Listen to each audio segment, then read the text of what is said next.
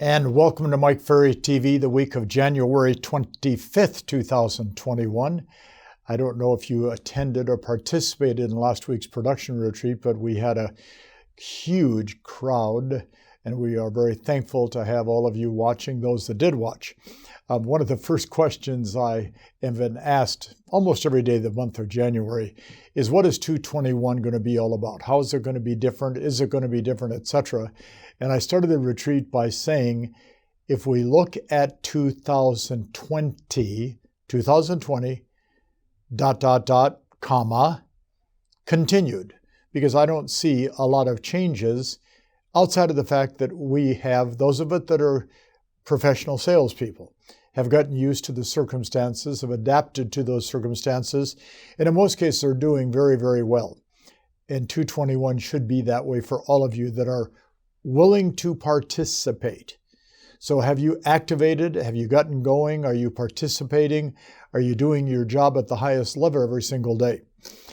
At the production retreat last week, each day I asked the people that were participating and viewing to send me what they thought were their most 2 or 3 important thoughts from that day. And for those that I've worked with before, which is most of you, and by the way, next week is a very special week. I found out that next week is our 700th Mike Ferry TV, which is, I'm excited about the opportunity to present to you next week. But we talked a lot about a lot of information. And if you've been with me before, I present a lot of things to do, a lot of thoughts to possess, etc.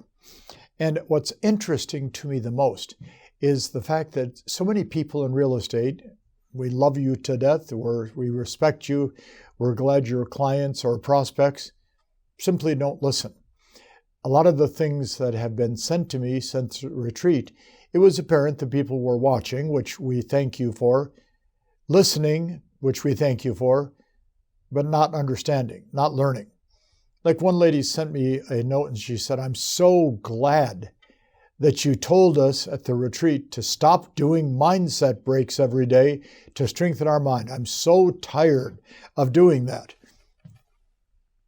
Those words have never come out of my mouth.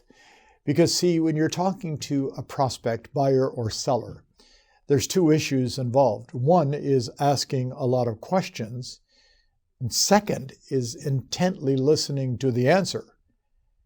But see, so often we listen so we can ask the next question instead of listening to hear what they have to say, which is why the communication between buyers and sellers and agents often breaks down within the first few minutes.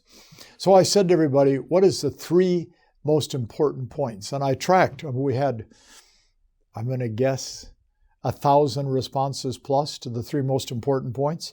But there's 3 of them that multiples of people responded to, which came from day 2, which I think would have been Wednesday of last week.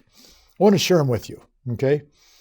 I was talking on day 2 about how to get off to a fast start, how to keep your business moving forward quickly, how to reactivate, how to participate, how to get business that maybe you didn't think you could get. So here was one of the points I brought up. To keep your business moving forward quickly, we have to understand that rejection and failure, 2 big words, rejection and failure, are part of the process. And you can't let them stop you, because if you do, then rejection or failure wins and you don't. Interesting thought. Rejection and failure are part of the process. If you're an active real estate agent, which I know that you are, you're going to show property to buyers that don't buy. You're going to go on listing presentations where people don't list. They're going to ask you questions you can't answer. They're going to give you objections. This is part of the process. We wish that all of us could program our minds to be perfect. There's nobody perfect. But then I gave 3 thoughts after I gave this point. And the first came from my friend Neil Schwartz, who many of you have heard me talk about, Century 21 Masters in Los Angeles area of California. Never accept a no when a yes is still available. Or in essence, a seller's reflex no, a buyer's reflex no is normal, it's natural. And what do? You continue your presentation. You ask a question to re-engage them. Second, succeeding is going from failure to failure with enthusiasm. And as so often the case, I've seen that quote from Warren Buffett. I didn't know that he was quoting somebody else. So when I gave the quote last week, I got 3 emails, obviously analyticals, God love you, but you're wasting a lot of energy and time. That quote was not from Warren Buffett, it was from Winston Churchill. So there.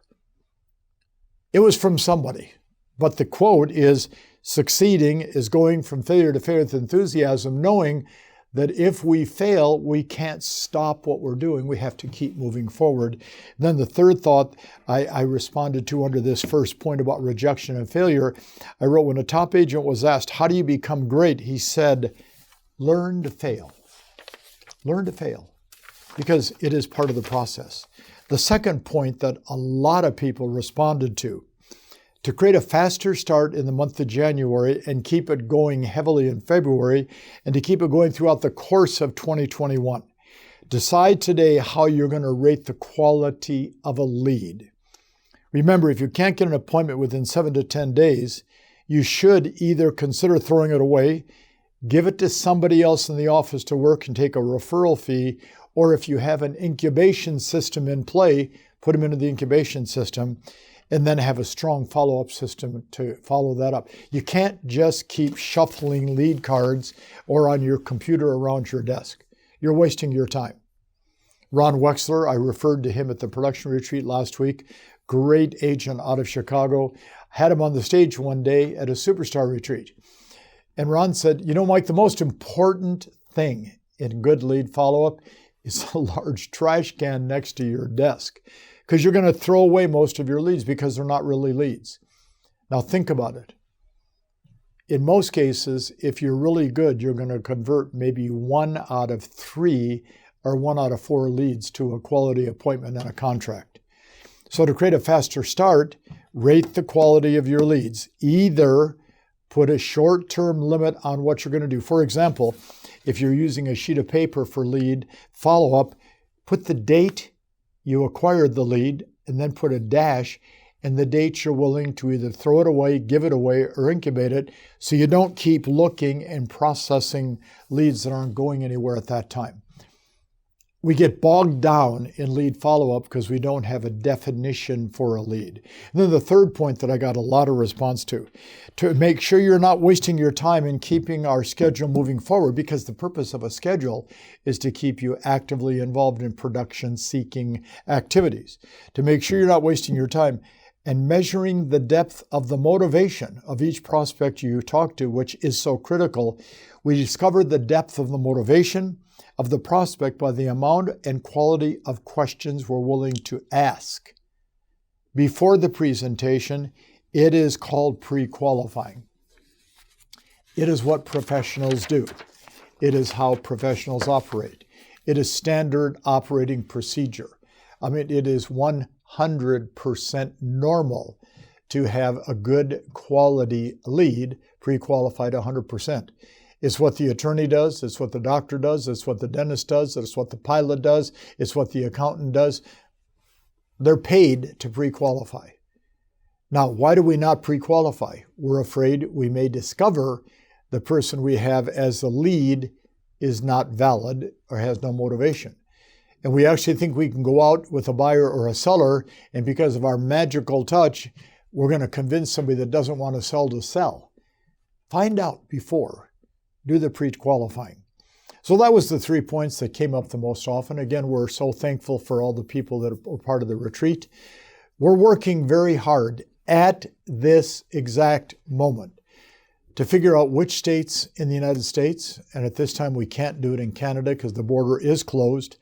I said is closed going this way. I should have is closed this way. We're looking for which states where we can start doing this calendar year some live events with 100, 200, 500 people, socially distanced, wearing masks, following all the protocols. Because quite honestly, the industry needs to get back to that. And whether it be myself or one of my competitors, we need to get back to doing live events and getting you engaged and getting you out and moving if you're not out and moving. The most important message that I gave last week: participate, participate, participate. Get involved in the activities that lead you to productivity. And whether you like me or don't like me, if you're participating, you're going to win. Thanks for today. See you next week.